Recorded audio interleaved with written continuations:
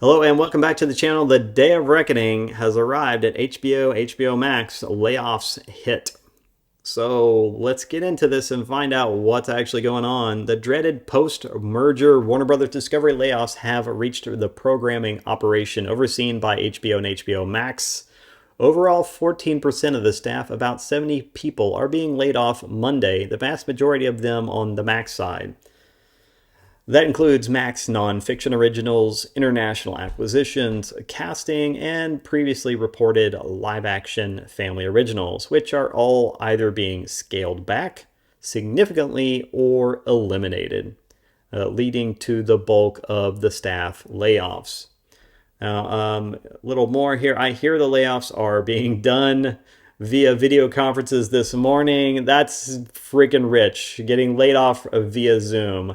Wish I could say I haven't been there, but I have, so I know what it feels like, and I feel for these people, really I do. But at the end of the day, look, HBO Max, 53, well, not HBO Max, Warner Brothers, $53 billion in debt. And David Zaslav is coming in and he's made it clear he intends to make it profitable. He specifically said that he is about the money, that he is not about gender, identity, race, politics, any of this bullshit stuff. He is specifically there to make money. And he specifically also said he's there to make quality products. So if it's not a quality product and it's not a good story, it's not going to get a pass just because it's got a bunch of woke bullshit in it. I hear the layoffs are being done via conferences in the morning. The cuts are part of Warner Brothers Discovery's pledge to find at least $3 billion in savings. So keep in mind, that's not that much. Keep in mind that they're $53 billion in debt. And he's just trying to cut $3 billion in annual expenses so that eventually they can get that debt paid down. You can't carry that much debt. Despite incessant rumors about HBO Max's scripted team, its leadership under Blois remains virtually intact, albeit with some responsibility changes. HBO's longtime head of comedy, EVP programming Amy Gravitt, also taking oversight of original comedy for HBO Max as the two groups are being combined. Some of this stuff strikes me as stuff that should have been done a long time ago.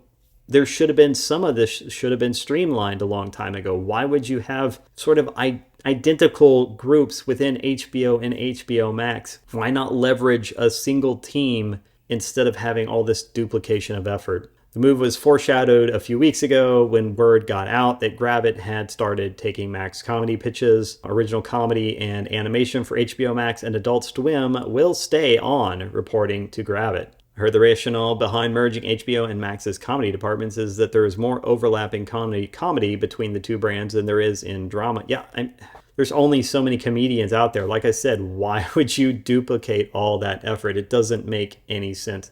That should have been done a long time ago. The divergence is obviously going to be bigger with drama, where Max has been going for broader pop culture content. Aubrey's focus going forward will be on big, largely IP-based tentpoles.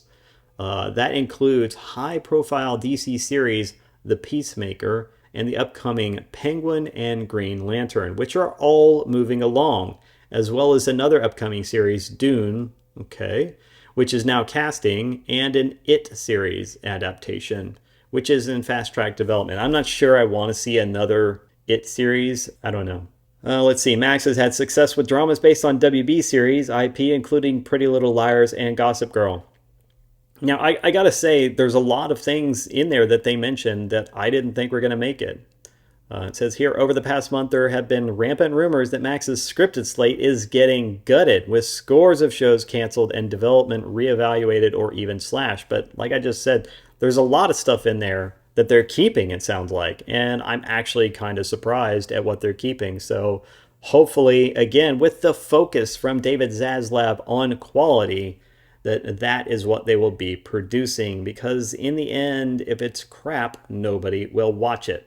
Warner Brothers Discovery's commitment to Max's original programming was stressed recently by Warner Brothers Discovery CEO David Zaslav during the company's quarterly earnings call, where he was also confirmed that Blois' team is staying put. Quality is what matters. Here we go. Quality is what Casey and that team is delivering. It's the best team in the business. We're doubling down on the HBO team. This is what I like about Zaslav. One, he's not woke. He's not into any of this woke politics shit, and he's trying to actually get rid of it. He's into quality too. He wants quality. He wants good projects. And so if it's not something that's good, then he's not going to keep it around. Three, he wants stuff to be profitable.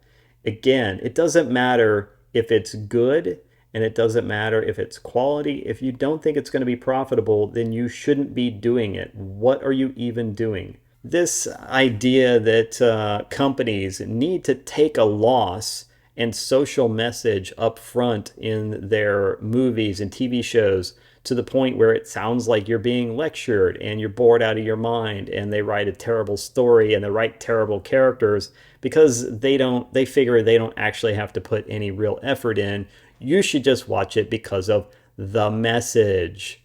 No, that's not going to fly. And people aren't going to watch. That's what we've seen. That's what these people in not just HBO, Warner Brothers Discovery, that's what the people in Hollywood are finally starting to figure out. And so we've seen the shift. We've seen Netflix curtail all these woke projects. We see it at HBO Max. We see Warner Brothers' David Zaslav stepping in and saying, no, we're not showing this Batgirl movie because it's terrible, it's woke garbage, and I will not have it going out because quality is what matters, not woke stuff, not the message. Let's see, the cuts of Max original reality, international acquisitions, and casting are not surprising. Yeah, these were already mentioned. With the pending merger of HBO Max and Nonfiction Discovery Plus into one platform, HBO Max had already paused new development of unscripted series. Going forward, existing Max unscripted series will continue or premiere as planned, and if they are performing well, they will stay on. Again, that's the only criteria that matters. It's the only criteria that should matter, if it's performing well. These companies need to remember they're in it to make money. And that matters even more when you have a highly competitive streaming market, when you have a bunch of, woke politics that could interfere with your ability to make money, and when you have a worsening economy. All three of those things are forming the perfect storm, not just for companies like Walt Disney, but for all companies. This is why we see all companies paying heed, backing away from the woke, and learning to combine their existing entities into, streamlined streaming platforms. So you can see there is obviously these layoffs are finally coming to HBO Max. It is something that we've all been waiting for to happen. We knew the shoe was going to drop. We just didn't know when, and it seems like that's finally happened. I can say I'm pleasantly surprised that it's not more people. It sounded like the cuts would be even deeper. And I'm also surprised at some of the shows that they're already committing to and keeping around. So I think that's encouraging. Again, I'm mostly encouraged by David Zaslav and the simple fact that if it's quality that matters, that quality is what we'll get, instead of a bunch of lectures. And I don't want to watch stuff like that, and I don't watch stuff like that. If it's something that is enjoyable, has a very well done characters and plot, that is immersive and draws me in, that's good storytelling, and that's what I want to watch. So let me know what you think down in the comments below. Is David Zaslav the future of Hollywood, essentially? Is he the guy who is going to basically shepherd this entire turnaround in the industry to go away from the woke and stop trying to put loss leader woke messaging out there, and instead to focus on quality and to focus on specifically on streamlining operations in these tough economic times? Let me know what you think in the comments below. If you want to continue to smash the narrative, then smash the like, subscribe, and share buttons, and I will see you in the next video. Have a great day.